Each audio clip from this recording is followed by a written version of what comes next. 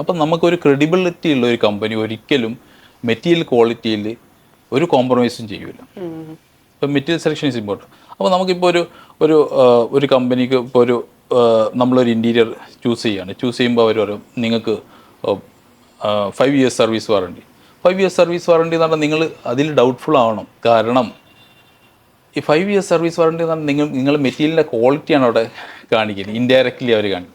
അപ്പോൾ നമ്മൾ ഒരു മിനിമം 10 years ഫ്രീ സർവീസ് വാറണ്ടിയുള്ള ഒരു കമ്പനിക്ക് വേണം കൊടുക്കാൻ.